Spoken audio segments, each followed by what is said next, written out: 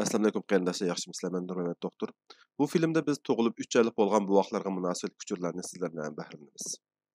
3 oylik buvaqlarning bosh aylanmasi 38,5 sm dan 42,5 sm atrofida bo'ldi. Bo'y uzunligi bo'lsa 57,5 sm dan 65,5 sm atrofida bo'ldi. Badan og'irligi 4500 gramdan 7900 gram atrofida bo'ldi. 3 oylik buvaq bir kun ichida kunduzi 3-4 soat, kechasi 8 soat 13 soatgacha uxlashi mumkin. Künde toplam 4 qitimdan 8 qitimgacha emdirish ehtiyoji tug'ildi. 3 oylik buvaq dumchlab yotganda ko'krikini ko'tara oladi. Dumchlab yetib qo'llarini harakatlantirib, qo'lning harakatlarini ko'rib boqadi. Buvaq yordam orqali o'ltira oladi. O'ltirganda beshi bir mezgil tushib ketmay tutib tura oladi. Ondan beshi asta-asta eg'ishga boshlaydi. Atrofdagi ashyolarga, jismlarga yaqinlashishga urinadi. Buvaq atrofidagi jismlarni, ashyolarni ko'rgan hamon diqqatini shunga markazlashtira oladi. O'yinchoqlarni qo'lida qisqa vaqt tutib tura oladi. Buvaq muңluq ovoz chiqqanda xush bo'ladi. Har xil ovoz chiqarib, o'zining ovozini anglashga hevasmand bo'ldi. Qo'llaridagi ixtiyorsiz tutish harakatlari ozlaydi, o'z xohish orqali tutish harakatlari ko'payishga boshlaydi.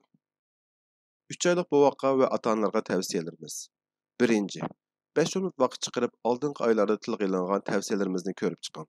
Tangdan to'lasi bu oyga mos keldi. 2. Bu oydimi ana suti yetarlik. Boshqa qo'shimcha ozuq lozim emas. Ko'proq emdirib bering. Sizmi yemeklikka, aramga diqqat qiling. Shundala sutingiz to'liq bo'ldi. Bu vaqtda tömür va vitamin D ni to'liqlab bering. Tizimli tig'liq saqliqni saqlash markaziga borsangiz, haqsiz ta'minlab berdi. 3. Bu oyda vaksina bo'lsa bo'lmasa, saqliqni saqlash markaziga apirib, bu vaqtning bo'y, kilo, bosh aylanmasini o'lchib turing.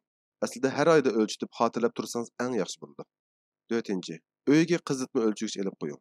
Bu vaqtlarga xos bo'lgan qizitma tushirish to'g'risida zapas qilib qo'ying. 5. Boğuqınızga köprek gap qilib bering, pichirlab bering. Bu vaqtning qo'l putlarini harakatlantirib bering.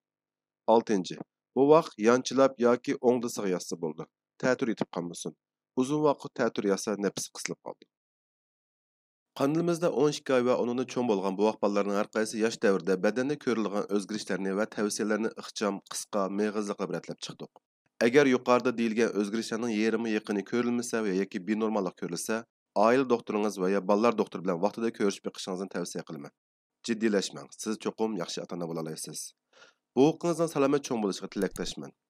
Agar bu filmni foydali his qilsangiz, atrofingizdagi do'stlaringizga tarqatib qo'ying.